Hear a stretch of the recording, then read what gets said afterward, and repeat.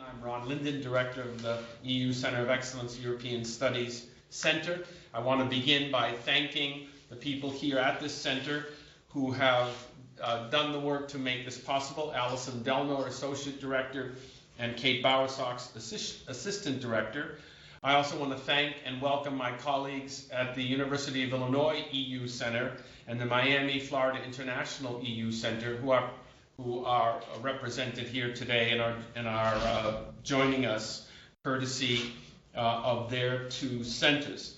I want to thank my panelists in advance, and I will introduce them momentarily. Can you key the I want to introduce our topic with some facts, and I'm going to back these up with a PowerPoint, which will be visible, I think, on most of your screens and is visible here.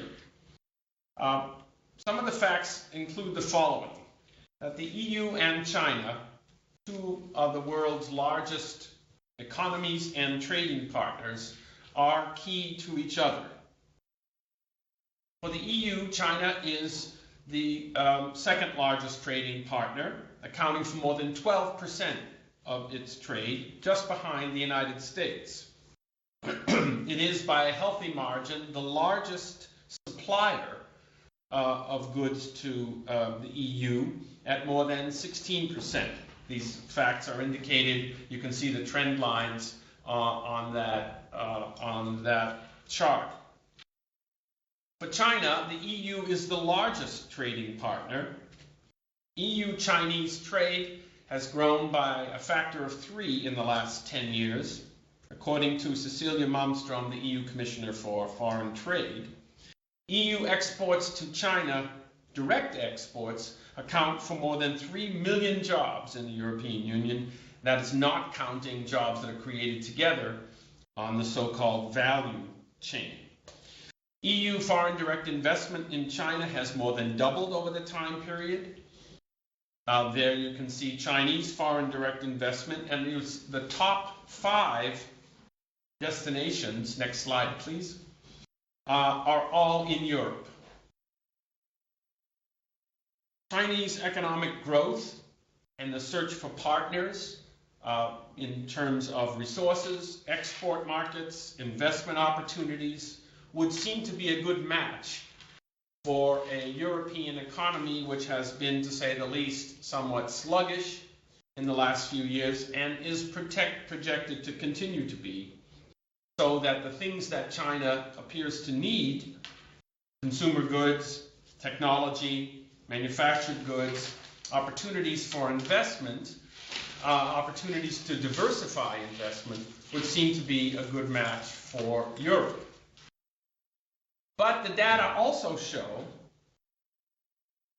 that, for example, trade in services is very weak.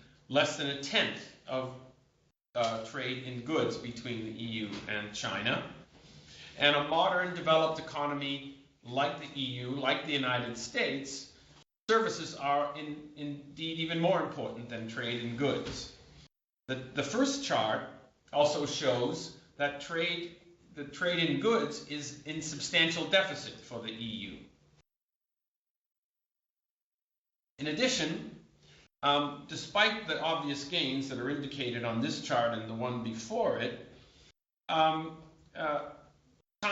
as a recipient of EU foreign investment, is still a minor player, 2 to 3%. And China's, the EU's foreign direct investment in the United States is more than 20 times that in China.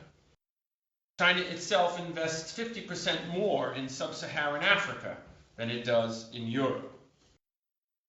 So there are obstacles, apparently, in this relationship, if we just stick to trade for a moment. Market access, trade barriers, intellectual property rights, structural issues. Certain sectors are restricted to foreign investment, public procurement, for example, construction, telecommunications. So there seem to be obstacles to what should be, on a purely economic basis, a robust relationship. At the same time, Chinese visibility in key sectors in Europe is raising some attention, especially its investment in what you might call vulnerable economies. We attended a presentation last week here in Pittsburgh by a representative of the Greek Parliament and a Greek businessman, and one of the first questions that he was asked was about Chinese investment in Piraeus. It gets a lot of attention, and I'm going to ask our panelists about that. But beyond trade, beyond the economic question, there's the broader question of where this fits in the overall EU-China relationship. After all, the EU and China both have powerful relationships that are not without their conflictual aspects with key actors. Russia, the United States. The EU and China are both very involved in parts of the world that see a lot of turbulence and conflict, including Africa and the Middle East, and perhaps in Asia itself. So one might ask whether this relationship will be driven by trade, economic issues, or will it be driven by strategic issues, or will the two conflict and perhaps compromise the principles of one moving forward? Beyond that, you have the question of issues that affect all nations, upon which the EU and China have been acting, but in different directions. And here I'm thinking of climate change, for example, which the EU has been a leader in movements forward, and the Chinese have been until recently, something of a laggard. So my question there would be, would the environmental issue be a burden or a plus to the EU-Chinese relationship? Probably most intriguing for American audiences and observers, of course, is what you might call the triangular relationship. What will be the impact on the United States of growing EU-Chinese relations, especially from the standpoint of the United States relations with its oldest and most important set of allies, those in Europe? As you all know, the United States is in the middle of negotiating a trade agreement with Europe, and it has been suggested by a Chinese premier, no one less than the Chinese premier, that maybe the EU and China should have a trade agreement along the lines of the one still being negotiated with the United States. No one can be unaware that in 2010, the United States announced its own pivot to Asia. That was the origins of the title of this talk. Whose pivot now?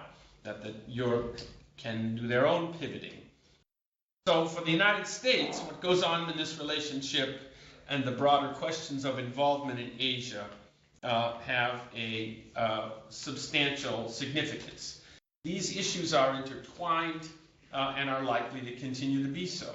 They're complicated and they're difficult. So we need an expert panel to help us disentangle them, and fortunately, we have such a panel. Joining us from Brussels, from the College of Europe, is Professor Men Jing, who is the INBEV Ballet Latour Professor of European Union Relations and the INBEV Ballet Latour Chair of European Union-China Relations and Director of the EU-China Research Center at the College of Europe. Her publications directly relate to this question. She is the author of articles on EU-China relations, from engagement to marriage, an interesting metaphor, which we will no doubt ask her about. EU-China relations, problems and promises, I guess that comes before engagement and marriage. And the EU-China strategic relationship. Professor Men has her PhD in political science from the Free University of Brussels. And thank you for joining us, even though I know it's in the early evening in Europe. Joining us from London is Dr. David Scott, who has just retired from his position as lecturer in politics and history at Brunel University. His PhD is from Lancaster University, and he has written extensively on the overall relationship of major actors in Asia, including both India and China, from both a historical and a contemporary point of view. His most recent articles actually plug directly into what we're talking about: China's Maritime Silk Road Initiative and its implications for India and its neighborhood, China's public diplomacy rhetoric, pragmatic image crafting, and my favorite, the American pivot and China's maritime power, impact, and response. Isabel Hilton is an editor of China Dialogue, an independent, non-commercial, bilingual website devoted to what it sounds like events in and around China. She has an MA in Chinese from Edinburgh University and has been a working journalist on issues like this for some time, having been published in or served as a staffer on the BBC, the New Yorker, the Financial Times, the New York Times, and the Los Angeles Times. She is certainly well equipped to address these questions. We always like to have with us a member of our own faculty, and I'm happy today that Dr. Gemma Marolda on my left has joined us. Dr. Marolda is a PhD from the University of Maryland, and I'm proud to say has an MPIA from our own Graduate School of Public and International Affairs. She currently teaches for the Department of Political Science and our center courses on the EU and the EU in Asia, where she spent a long time living and serving, observing and writing about developments in Southeast Asia, including Chinese involvement therein.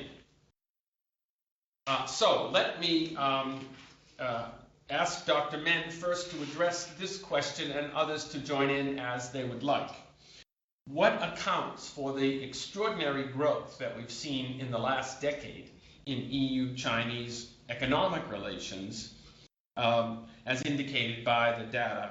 Is this what you might call normal growth, or has been an explicit policy on the part of either actor to promote those relations? Hello, can you hear me? Hello. Yes. Yes. Good. Well, for me, I have to say that first of all, I think the question has to be answered in this way: that it's not China's special efforts. Can you hear clearly? That I see that you have a facial expression that you can't really hear me clearly. Is that my voice is loud enough or not? Yes. Is there an echo on your side? No, it's normal for me. We can hear you fine. All right. I think the bilateral economic and trade development between the EU and China is due to efforts from both sides. You can't say it's due to any unilateral effort from either China or the EU, because if we go back to 1995, the first policy paper published by the Community of the European Commission, then it says very clearly that the rise of China is unmatched amongst the national experiences since the Second World War. In other words, China is increasingly strong in both the military, political, and the economic spheres, and the time has come to redefine the EU's relationship with China in the spirit of the New Asia Strategy endorsed by the ASEAN European Council. So, in other words, in that policy paper, the EU already made it very clear that it's intended to develop a long-term relationship with China towards the 21st century. So from there, you can see that it's very clear that the EU was attracted by China's reform, by China's potential market, and of course, from the Chinese side, China is also very much interested in the European technology, also in the capital when China was open to the outside in the 80s, 90s. And now, of course, the situation is a bit changing. But still, I would say that both sides attach great importance to the economic and trade relations, because this is the I would say the founding stone of bilateral relations. Because without economic and trade relations, then if we only talk about political or security or strategic cooperation between the two, I would say it's rather limited. That's why both sides really pay much attention to their economic and trade cooperation. But just now you pointed out that for bilateral investment, the European Union has much larger investment to China, but it's also changing that Chinese outward investment to the EU is also increasing in the past several years. So we can see, for me, I'm rather optimistic that although there are some problems, you also pointed out just now, EU-China still need to develop in the field of economic and trade, and they both realize that this is very important for both of them. Thank you.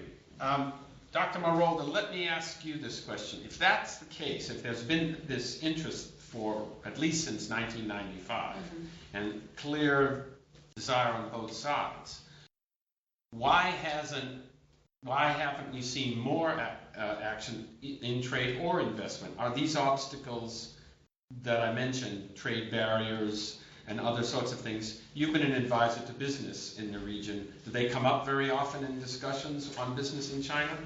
Yes, definitely. The market restrictions and the difficulty of market penetration in China is viewed by European companies with sort of social frustration, and but at the same time, I think they realize that China is a great opportunity for them. And the fact is that going even back to the initial question that you posed, I really think that when China's entrance in 2001 in the WTO, I think that's been a tremendous transformation for China, and it has interlinked China in the global economy. And so at the same time, this relationship, this trade and investment relationship with China, between China and the EU, has also been dependent on the fact that the EU has a great need for foreign capital. And so there is this dependency, an interdependence between EU and China that is felt not only at the policy level, but also at the private sector level. And can you give me an example of a market sector restriction that prevents EU trade or investment that might otherwise be more robust? Well, we certainly the restrictions are culturally defined or environmentally defined. Look, you can look at this by seeing, for example, up to date, I think there are about 50 anti-dumping cases that the EU has against China, and I think it's 52 to date. And this is one of the ways that the EU has tried to push for the market opening in China. We go from steel industry to food products, and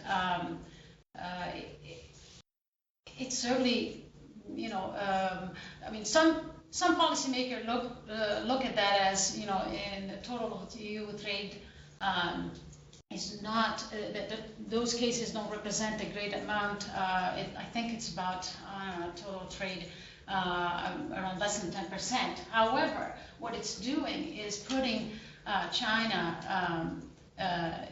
on the international arena, faced with the pressure to go through this market relaxation of market restrictions. So I think that the private sector is pushing in the direction of more anti-dumping. You can see, for example, the anti-subsidy or countervailing measures. They're only, I think, currently 3 or 4. So you know that it's the private sector that is pushing to have more access to the Chinese market. So, and I think along with that, one of the obstacles that I would add to your list between China and the EU is on the Chinese side, is that China would like to have market economic status, and this is a very contentious point, and the EU has not really given that. And they even noted that the Russians were given such a status by the EU in 2002, and the Chinese have yet to get it. And so that's another contentious point. So market access for the EU and market economy status for China, along with obviously failure of lifting the arms embargo on the part of the EU, which was, by the way, almost happening, and then the U.S. stepped in and said, "Don't you dare." Well, you've raised a couple of topics that I want to come back to. Yeah. Ms. Hilton, I'd like to, Dr. Merolda mentioned the environmental issue. Have you seen it coming up very much as intertwined in economic relations and investment, or as a separate freestanding issue between the EU and China? Well, I think it comes up in both. And I would just like to say, if I may go back to the earlier discussion, I think that it's quite helpful to disarticulate the figures sometimes, because, when you talk about the EU as a bloc, particularly in relation to China, it can obscure what's really happening. So if you look at EU trade with China, you find that in terms of exports, it's 50% of it is from Germany. So Germany is the big exporter, not. So you look at the EU as a whole, it looks quite big. But actually, if you interrogate it a little bit, just to go back to your question of why the trade looks like as it does, Germany still has a major industrial sector, as was observed earlier. China has been in need of those goods, whereas the UK continues. I mean, the UK has been talking about the great opportunity of the Chinese market since 1840. We still sell more to Ireland, little troubled Ireland, than we do to China. Right, so it does bear a little examination. On the other hand, the UK is the biggest inward investor in the EU from into China, and Germany in second. So that I think the more you look at this, the more evident it becomes that the EU, yes, it is a big trading bloc, but actually the behaviour of member states can vary greatly, and the European Commission and the EU as a whole has had a great deal of difficulty amongst its difficulties in having a unified policy towards China. And this affects all kinds of relationships, political relationships, trading relationships, rules and regulations. So I just wanted to say that. And going back to your question on environment, again, this is a case where the behaviour of member states is worth examining, but it is one case in which the European Union as a whole, through the European Commission and through the EU's offices in China, has had a very lively conversation on climate and environmental issues over a considerable period of time. In the days, I think, when the European Union could have been considered a leader on climate issues, which I think is slightly in doubt at present for various internal reasons, that was a constructive conversation.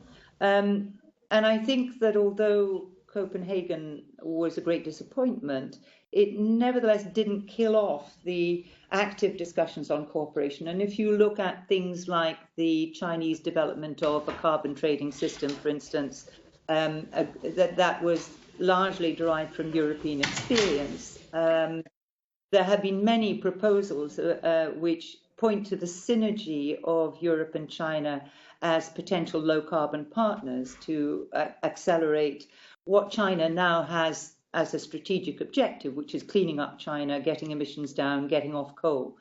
So we could characterize the conversation as the EU trying to lead China in that direction, but then with the 12th five-year plan, China comes to a strategic moment when it has to clean up. It recognizes climate change as a major issue, and it's looking around for partners and it's looking around for expertise. And so that is, I think in terms of discussion of exchange at almost every level is it's a promising partnership, yet to fulfill its full potential, but nevertheless a good one. The strategic relationship would be that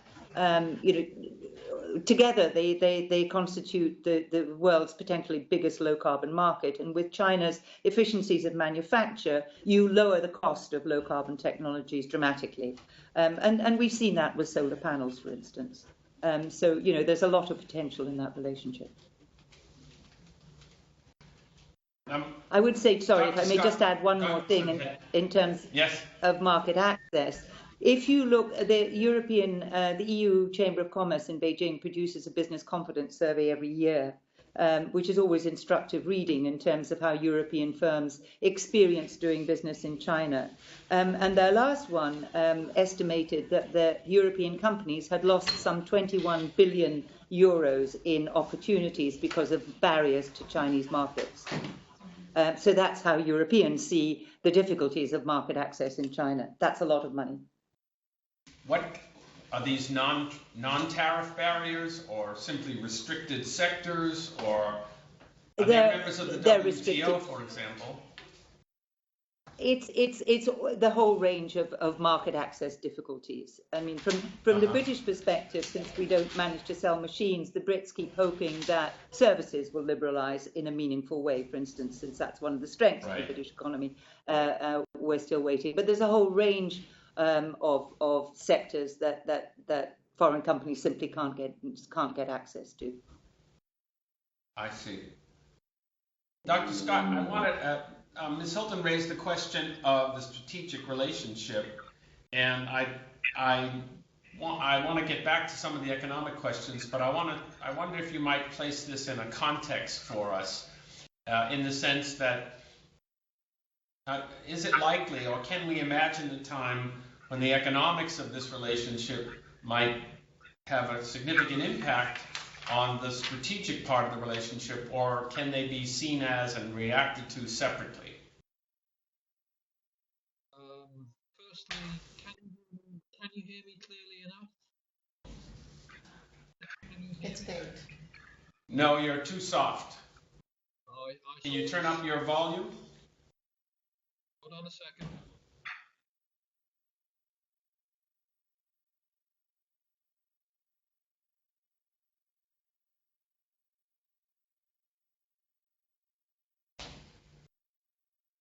We have our volume as high as it will go, but we can't hear you. Seems to be a weak connection. It may be the browser connection. It's a weak signal. We isn't saying anything right now, so that's kind of hard.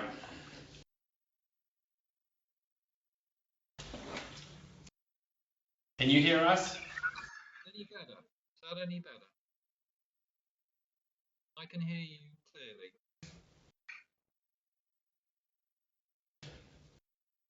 Hold on.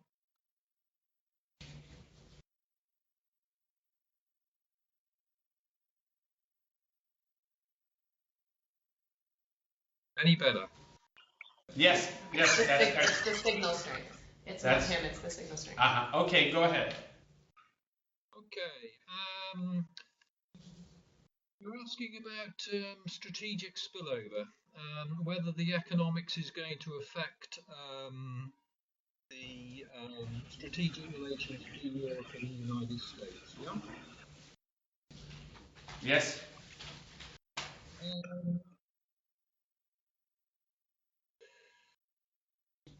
I think the question there is whether the partnership, whether or not that progresses. I think that is something that China is concerned about in terms of growing trade. I don't actually particularly see growing trade relations between China and the European Union as particularly damaging or affecting strategic transatlantic relationships. However, within that, there are certain issues of what I would call strategic goods, which, if traded, the United States has got some reservations over. So that, for example, technological cooperation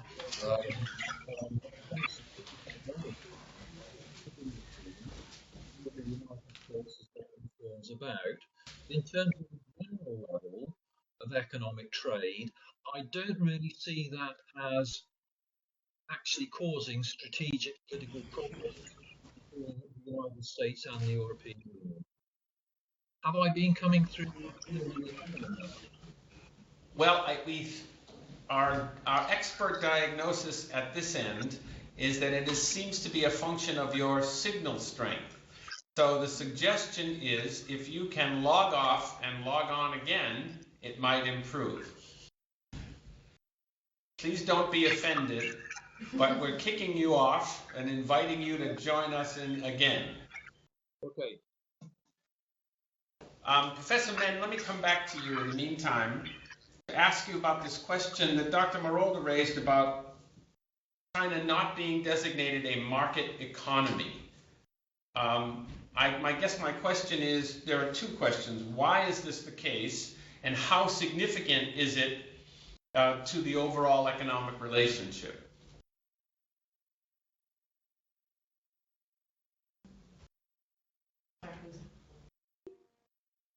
Hello, can you hear me? Yes, Hello. go ahead, please. Yeah, okay. So this question is related to China's accession to the WTO in 2001, because at that time China agreed that it would wait for 15 years before it can be granted this MES by all the members of the WTO. So in other words, within those years between 2001 and 2016, China is willing to accept the status that it has to negotiate with all the members.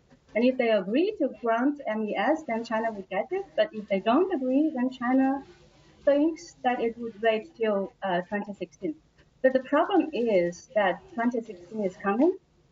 And we know that there has been a lot of rounds of negotiations between China and the EU on the possibility that the EU should grant MES to China. And just now, the scholar beside you mentioned that the EU already granted MES to Russia quite some years ago, and that was an argument used by China when discussing with the European Union. But the problem, of course, I would say it's rather symbolic, because all these products which are affected by anti-dumping and anti-subsidy measures from the European side only covers 2% of bilateral trade. But on the other hand, of course, China wants to be admitted for its economic achievements and reform during all these years. And currently inside the EU, there is a view that by 2016, the EU would not automatically grant MES to China. So in other words, some European lawyers said in the WTO, the articles are not written so clearly that the EU has the responsibility to grant MES to China. So there are still space for discussion. So it's possible that the EU will not automatically grant this MES to China by 2016. And in that case, I guess there will be more negotiations between you and China. And I'm not sure when exactly the EU would really say that China now, according to our 5 criteria, that you are up to the level to be granted with the MES. You mentioned this when you raised this before. There's clearly a vigorous economic relationship here. They are, as Professor Min mentioned, sort of entitled to this under WTO membership. What's the EU perspective? What's the holdup? Well, it's basically because they, if you look at their list of contentious issues, the number one is market access. It's still for the EU it's not as easy for European companies to access, to establish not only export but to establish manufacturing in China, and so the hope is actually that within the investment talks now, that will sort of translate into a better understanding also on trade. Look, Europe's approach really to China, if I can be a little bit of an academic at this point, is a classic liberal internationalist approach, because it doesn't have any security or military concerns, unlike the relationship and the approach that the US has with China.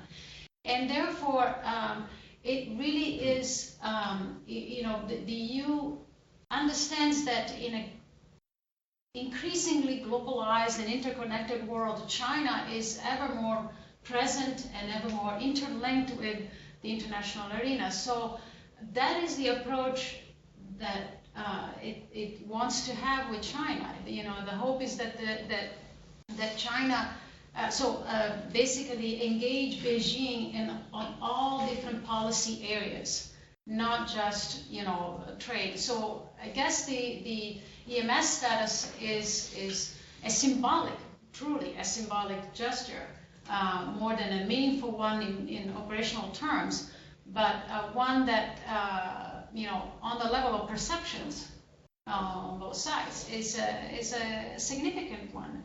So I think that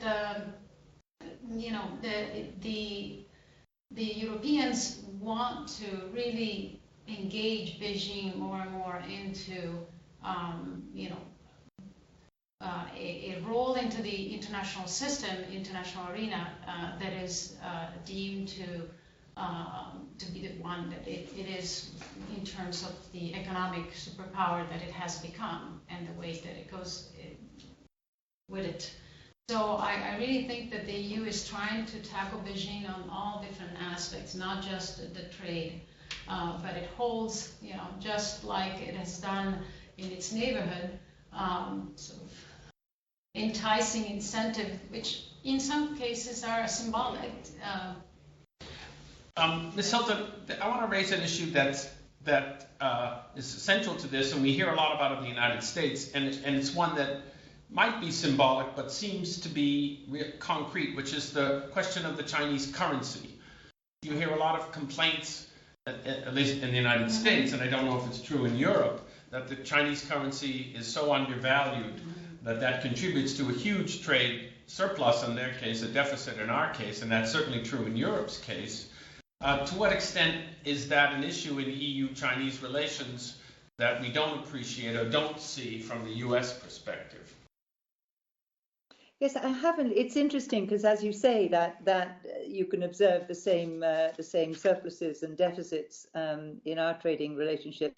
The currency comes up less in my experience, and perhaps Xingwei will correct me here, but it comes up less than issues of hidden subsidies, kind of unfair kind of manufacturing conditions. So Chinese companies that benefit from subsidized loans, subsidized land, a kind of crony relationship with authority that renders them, it becomes a kind of dumping issue. And I see that more than I see direct complaints about the currency. And I'm quite sure why that should be. But there are certainly complaints about Chinese practices and as they affect the trade balance. But as I say, the currency hasn't been foremost in my observation. I think we're going to get. Oh, hello, Dr. Scott, you're back with us. Will you say a few words so we can hear how you sound? Or is it still the same? It looks much happier. It's still weak. It's a weak and varying signal. I see a strong signal, so now I don't know why it's low. I think I have done all I can this end, but if it's not doable, then I think I shall move on.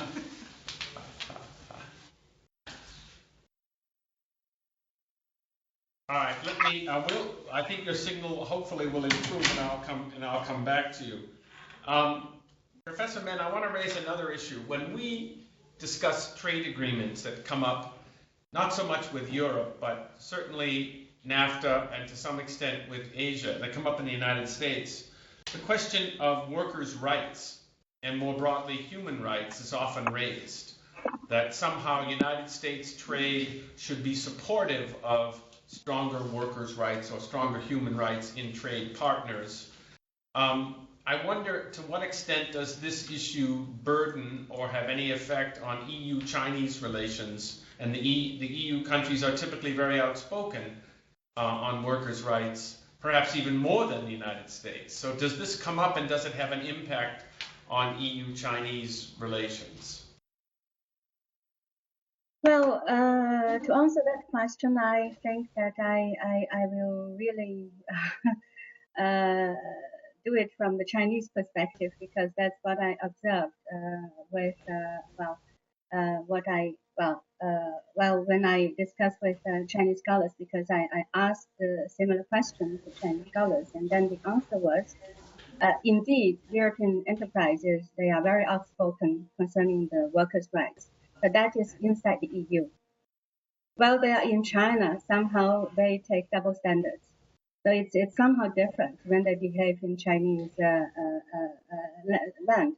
So it happened, for example, the German chemical company, what is that again? BASF, for example, BASF had some investment in Shanghai, Pudong area, and it was reported that the company somehow some of the products polluted the surrounding area, and there were some complaints from the Chinese citizens in that area. And then the international Greenpeace declared that BASF would report their pollution index and relevant information, but somehow was refused by this enterprise. And so, concerning workers' rights, I also heard from Chinese scholars who were doing surveys on this question that when Chinese government intended to improve workers' salary and treatment in enterprises, somehow the European enterprises voiced opposition because they were afraid that with such improvement of workers' salary, workers' rights, then the cost for them to invest in China would be increased. So this is the information that I got from Chinese scholars. But of course, there were other complaints that I heard also from the European side that many of the enterprises, when they invested in China, they encountered all kinds of problems, also including IPR violations and then this, of course, I think would be rather complicated issue. You can, I would not, I don't think you can find a really black and white picture concerning this question. That's my answer. I want to give an opportunity to our remote audiences in Illinois and Miami who are joining us to ask a question of any of our guests. Dr. Scott has left the building, as they say, but we hope he'll rejoin us. But let me turn to you in Illinois, where I think it's Sebna Oxcam is running things, and Isabel Radur in Florida, and ask if anyone there has a question. Questions? To please identify themselves and speak up. We don't have a question yet. Okay, that's fine. I want to then return to, I want to look at things from the European perspective now, a bit, and I'm going to ask you, Dr. Marolda, about the European reaction to Chinese investment.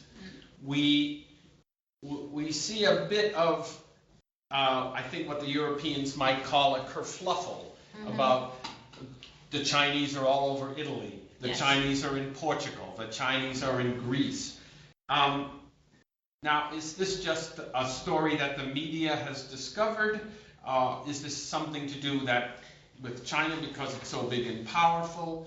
Or is this a typical European reaction to foreign investment? Yes. Yes, that's an interesting, actually, topic. Of course, the Chinese immigration is just one of the problems on the immigration issue area that Europe is dealing with, particularly Italy in the last few days with yet more rescue of ships. I think 2,000 or lack of people. rescue. Yes, or lack of rescue. But lately also being faced with armed traffickers, which is a difference from the past. With respect to Chinese immigration, European views, mixed because I think the Europeans have resigned to the idea that Chinese immigrants will be coming through. As a matter of fact, I think as far as Italy, immigration from China has sort of occurred about 8 to 10% increase every year. And now these are not boat people though.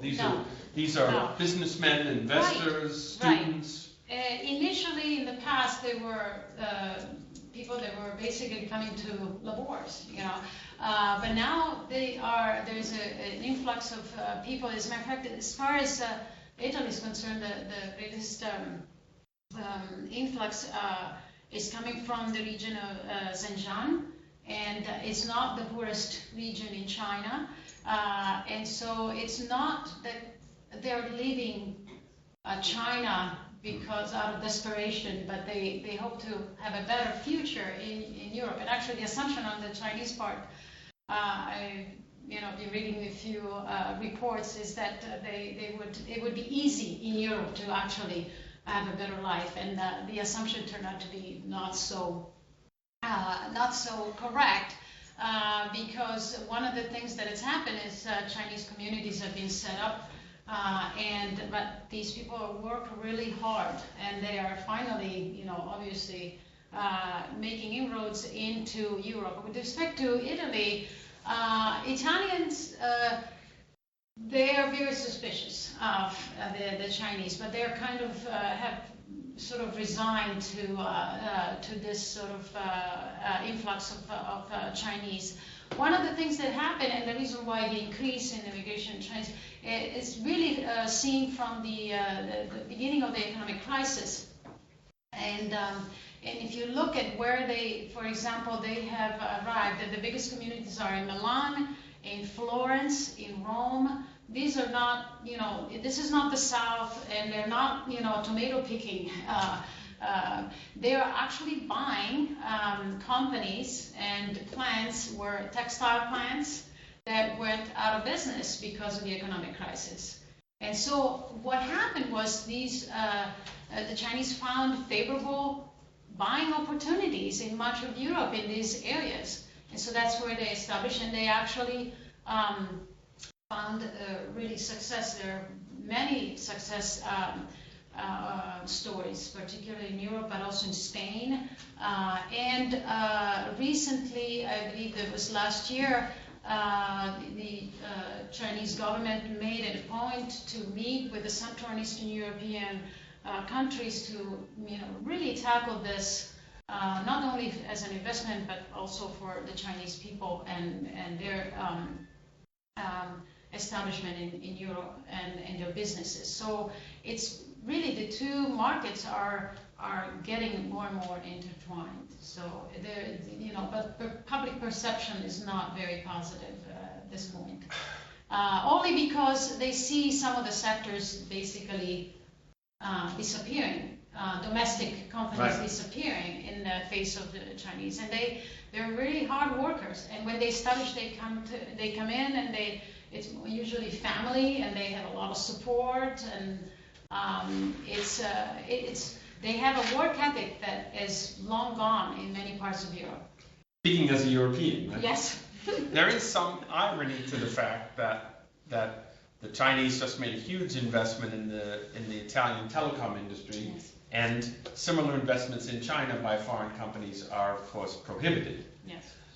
Ms. Hilton, let me come back to you on this question, especially focusing on investment. Are Europeans making too much of this, let's say the Italian telecom, or what happened in Piraeus, or the sale of golden visas in Portugal, or are they just reacting to headline grabbings, or is there a real issue here? Well, I think there are a lot of different sensitivities, quite honestly. And it's absolutely true that Europe needs investment. The quid pro quo of that might be that some treasured industries, which particular nations regard as flagship industries, like Italian textiles, particularly the Italian silk industry, which is a very high-end, and prestigious industry, pass into Chinese hands, and that can be, a matter of national sensitivity. Other issues arise over, for instance, the only public procurement contract that I'm aware that a Chinese company won, which was a road in Poland in 2011, did not go well because of Chinese working practices, which really did not fit with European standards. One might say even in Poland, which is not which might have some way to catch up with Germany. And so that contract was terminated. If you look at the figures, since the financial crisis, there pretty much has been a fire sale in Europe of all kinds of sectors, and this has coincided with margins of profit narrowing in China, so that as the Chinese economy begins to slow and begins to move into its next phase, there's a lot of hot money in China looking for better returns or looking for investment opportunities which will allow the Chinese economy to go global in a solid and meaningful way. So what do they look for? Well, they look for companies, or they began by looking for companies with which they could acquire intellectual property of some kind, so technology companies or famous brands, the things that Chinese enterprise lacked. It was very striking, even when the Chinese economy had gone through 20 or 30 years of tremendously fast growth, that it had fewer global brands, for instance, than India. So there were areas of Chinese expertise that were lacking, which were necessary for China's going out strategy to be successful. China has to go out into the world in this new phase because it can't go on operating in China in the same way as and continue to expand. So the sensitivities in Europe can be about the acquisition of a particularly treasured national brand. They can also be about the Chinese tendency to import its own labour, which is not very popular anywhere actually, but certainly not in Europe. And then I would add to that a sensitivity in Europe in general about inward migration, which is at a very high level, not specifically related to China, but just at a very high level, and has become a political issue all over Europe in ways that are quite uncomfortable if you look at European traditions. So there is a little, I guess, that the Chinese are not high on the list of unwelcome guests, but guests are less welcome in Europe than they were, and there's a lot of pressure on European borders. There's a lot of people smuggling, there's a lot of trafficking, which people are pretty uncomfortable with, particularly in countries with high rates of unemployment, in countries which have gone through economic slides. And there's also, in the Greek case, I think a question of national strategic priorities and security. Do you really want your ports owned and operated by another power? The discussion that is around Huawei, which I know has been more acute in the United States and more robust, if you like, but nevertheless has been a discussion in Europe. Do you really want your telecom sector supplied by a company with links to the Chinese government? Maybe not entirely comfortable with that, given strategic issues. So there are a number of questions, and I think that they will, that as I say, in different markets and in different circumstances, they play out differently. But it can be quite uncomfortable. Professor Men, I want to come back to you because something Ms. Hilton said about Chinese outward strategy and the need for it. China is, after all, a one-party state, and the government directs the economy to a larger extent than perhaps might be common in Europe. To what extent is there a Chinese strategy that focuses on foreign investment and foreign trade, and to what extent does that drive the kind of investment and trade trends that we've seen? Therefore, is this a government-driven strategy? Well, again, I have to say that when we talk about China, we have to divide Chinese government from Chinese enterprises, entrepreneurs, businessmen. They are different. So first of all, we can see that from the government point of view, they certainly have this policy of encouraging Chinese enterprises to go global. So in other words, Chinese government offers some policy support to those entrepreneurs, to those businessmen who are interested in investing abroad, and they offer some help from the government. But on the other hand, if we look at investment from China to the EU, the majority investors, of course, we will see it differently. The quantity, the amount of euros invested by the Chinese companies, of course, come from the state-owned enterprises, the large ones. But if you see the number of enterprises which invest in the EU, the majority are private, small and medium-sized enterprises. So I would rather say, again, this is a very complicated issue because on the one hand, we can obviously see encouragement, the support from the Chinese government. But on the other hand, we see so many Chinese businessmen coming to Europe, not really with very clearly observed Chinese government official support. And I also I have heard a lot of bad experience of Chinese investors in the EU because different member states have different standards, have different rules, and because different member states have different languages. Because language barrier for Chinese investors is a big barrier, and they don't know how to deal with local government, and they have a lot of bad experience. You mean when they sit down to negotiate, everybody doesn't speak English? No, it's not whether they speak English or not, because when they invest in the EU member states, of course, they have to know local culture. They have to respect the society. There is a lot of things that they need to learn. But somehow, I guess, for Chinese businessmen, those nouveau riches, they just believe money. As long as they have money, they think that they will just do it. But it's not like that in the EU. It's not. They have to take their lessons. Ms. Hilton. I absolutely agree with that. It is, you talk about the internal market in Europe, but it is a very fragmented market if you're an inward investor. One of the big sectors that has been growing in recent years, just talking about where money comes from, is the London property market. This has become a politically contentious issue here in London because we have an awful lot of investment from abroad and now a lot from China in the London property market, which has driven prices up, which is creating a very problematic bubble for people who live in London who might want to, buy houses or whatever. So that's another little example of how money from China, which is looking for somewhere safe, and there's a lot of money trying to leave China right now and look for somewhere safe for all kinds of reasons, including the anti-corruption campaign, diminishing returns in China. All kinds of reasons are driving this flow of capital, and it does create distortions in the markets that it chooses, or at least in some of them.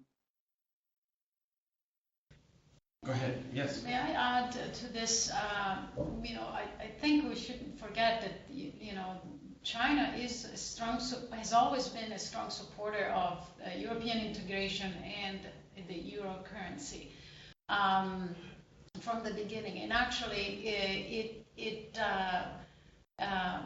now accounts. The euro accounts for like 30% of China's foreign reserves. And this was, has happened even more as in the 2011 when the S&P downgraded the U.S. credit rating. Yes, right. Then they started to disinvest a lot of dollar-denominated assets and started increasing the euro. And it's, so I think that... How's that working out for them recently? Well, but this is a part of, I think that part of the strategy that China is, employing in Europe is tackling also sort of protecting his investments, basically, and you may be surprised, but the Greeks, in this week, with the halted talks Right. and have been given an ultimatum. Well, just a couple of weeks ago, I was reading on the Telegraph that they had received a unsolicited financial assistance proposal from Russia and from China. So China is definitely protecting its interests and might be driving a wedge between U.S. and Europe. Well, that's precisely part of what I wanted, to raise here. Dr. Scott has come back on just in time for. We are victims of the victims and beneficiaries of the technological world. Can you hear me? Yeah, not bad, a little bit better, yes. Okay. My apologies then. Now, can I come straight in on the last point, or? Yes, please do. Again, my apologies. It was interesting, the last point in terms of China driving a wedge. The criticism or the fear is that Beijing is quite skillful in driving wedges. The first wedge would be driving wedges within the EU between national member states. This was shown quite well in the recent controversy over the solar panels, where the EU Commission was under attack from both China but also from national member states. It's interesting that in recent years, if we go back to 2005, when Beijing was pushing very hard for a strategic partnership with the EU, China, in a sense, was not concentrating on the economic issues, but rather on Europe's role in a multipolar international system as a potential multipolar balancing partner with China. It seems that the EU has not really responded to that, and as such, the EU has actually become less important for China in recent years, although there has been renewed emphasis on economic cooperation. But I would argue that is precisely because the potential strategic multipolar driving a wedge between Europe and the United States has not actually worked. Europe has not been peeled away. And as a result, the strategic partnership between China and the EU has got rather a different, more low-key, functional quality to it, but not really strategic, I would argue. It's probably not accidental, as the Russians used to say, that just at the time when the EU is adopting more and broader sanctions against Russia for their actions in Ukraine and Crimea, the Chinese signed a huge set of agreements with the Russians, including another gas production deal. The Russians have the gas and the need to sell it, and the Chinese have a huge demand for it. And of course, the Russians, as you well know, consistently insist that the world's environment should be multipolar, certainly not unipolar, and the Chinese have a strong interest in that kind of outcome. It may not be as subtle as you suggested, but it certainly got everyone's attention here. The interesting thing in recent months during the past year has been the way in which China has reached out to Europe, but not so much Europe at the Brussels level, but Europe at the East European, Central European level, and with it the setting up of subgroups within the EU, the so-called 20+1 grouping, putting China together with Central European and Eastern European members. How far this is helpful or unhelpful to the EU-China relationship is a moot issue. Before being technologically cut off, I noticed that the Greek port of Piraeus was being mentioned.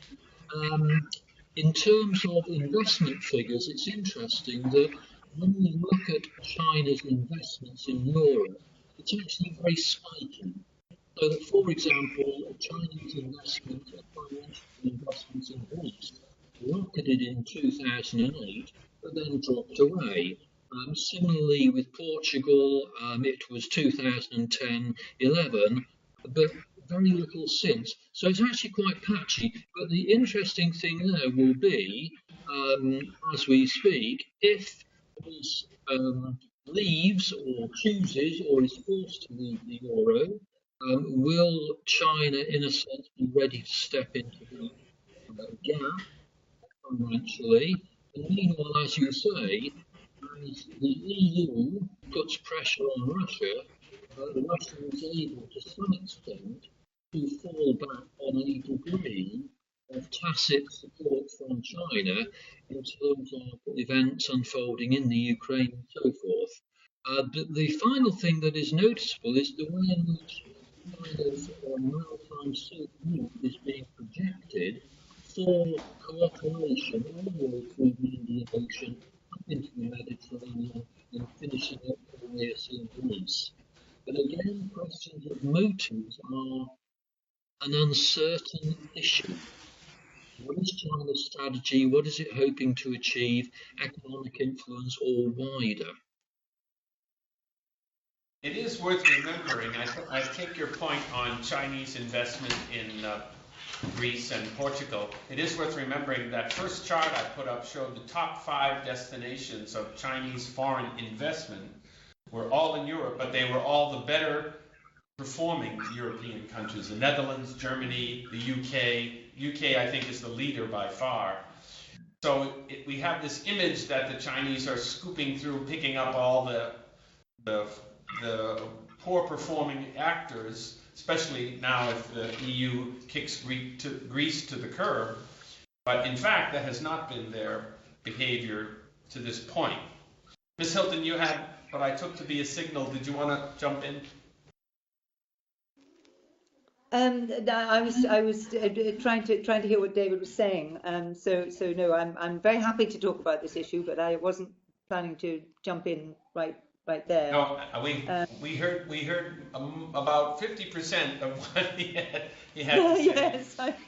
And we probably have to get some Chinese investment in our technology in order to improve it. But, well, yes, maybe you need ahead. Huawei, or maybe Huawei is not a great advertisement for Huawei. But I do agree with what he was saying about the divide and rule policy in Europe, so that you have this paradox that the Chinese are supporters of the European Union as a single market and so on. They find it frustrating politically, and also when it suits them, they are extremely adept at using member states, to contravene Commission policy or to, raise an objection to something they don't like. So, they operate quite skillfully in Europe, always in defence of their interests, as you might expect. The frustration for a lot of people who look at this issue is that the European Union has never managed to quite get its, get its response and get its policy, get its ducks in a row as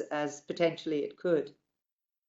In terms of the strategic, division between the US and Europe, if that was the issue we're on, I don't know if you're ready to talk about that. Yes. Okay. In fact, that is. Well, I find that however much the Chinese economy grows, I would find it extremely surprising, to put it no more strongly, that it would affect the Europe-US strategic relationship. There was a lot of anxiety in Europe, as I'm sure you're aware, when the US announced its pivot to Asia, because the European-US relationship has been such a given of post-World War II European political strategy, security, and political economy. That there was a lot of anxiety that would mean that the US was losing its interest in Europe, that it would no longer be counted on as the nuclear umbrella, that all those all those things which had been held together by the Cold War would finally disintegrate. But I think that we are living with Putin's Russia, and that I think has again changed the conversation in terms of European US strategic partnerships, and where that spills over into thinking about China as a strategic global entity. It's not that Europe is as engaged on security issues or on strategic issues with China as the United States is, but that puts Europe in quite an interesting role, if you like. I think the US and China each sees each other as a strategic rival as well as a partner. So if there's somebody to beat, if you're the rising power, China, it has to be the United States. If you are the dominant power and you see a rising power, of course, that's, China the threat. So you have this complication in the US-China relationship, as well as a lot of cooperation. That doesn't apply in Europe, but then Europe is also considered to be within the ambit, if you like, of the American world. So Europe has a profound political and cultural interest in a rules-based system. So if you look, for instance, at tensions in the East and South China Sea, and the Chinese declaration of the the air notification zone. The European interest is in freedom of navigation, in the law of the sea, which, by the way, the United States never ratified, but nevertheless is now invoking as an example of the rules-based system, and in freedom of overflight. So although there isn't a direct confrontation between Europe and China on those issues, there is no doubt which side, if you like, Europe is on, and it's very much aligned with the US insistence on a global rules-based system.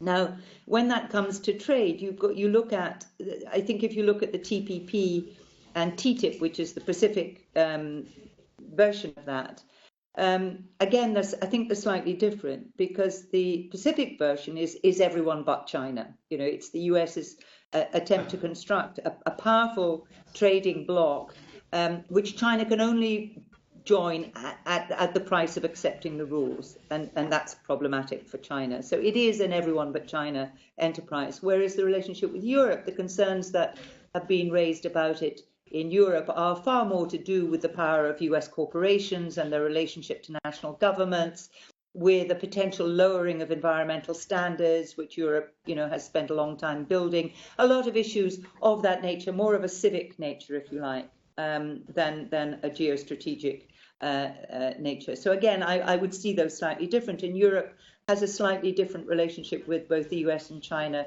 than either has with each other. Professor Men. Yes. Yes. Concerning the divide and rule argument, I would like to add the Chinese perspective, because before 2003, when the EU member states discussed seriously about the possibility of lifting arms embargo, the Chinese government really believed that Brussels was very influential. And that's why they concentrated their energy in Brussels, and they hoped that by convincing Brussels the necessity of lifting the arms embargo, the whole EU member states would follow. But things turned out wrongly, because in 2005 it was clear that the member states would not agree. Many of them agreed, but some of them would not. And then China realized that, of course, you need unanimity. It's not possible if Brussels said yes, then the other member states would follow. No, it's not the situation. And that's why, in fact, after 2003, the Chinese government changed its approach. Because before that, they focused on Brussels, but after that, they gradually realized that you have to go back to the capitals. Because if you simply rely on Brussels, you will not solve any issue. And then on the other hand, if you talk about divide and rule, I had a discussion with my students at the College of Europe, and many of them said, well, China doesn't in fact need to divide and rule, because if you look at the member states, on any occasion, when you have serious discussions on important issues, do they ever agree with each other? So that's the problem. It's not China that divides and rules, but it's the European member states which divide themselves and then gave the opportunity to the Chinese government to rule. So this is what I would like to say. And then on the other hand, talking about EU-US-China relations, again, I find it very interesting that, of course, the US and China, they are competing with each other. But at certain moments, there were the saying of China America, and there was the saying like G2 several years ago. And then this put the EU in a very awkward situation, because when the United States and China talked about the possibility of G2, did the US think about, on which position they put the EU? And then some of the EU scholars started to talk about G3. So you can't forget us. You talk about G2, and then you have to take into consideration that the EU is very important. In the security paper produced by the EU in 2003, November 2003, the EU made it very clear that the US is a very important power in the world, but no matter how powerful it is, it needs help from other countries, other allies. The EU is a very important force that can stand side by side with the US in many issues concerning global governance. And therefore, I would say that from the EU's point of view, it is a long-term, stable, steady US ally.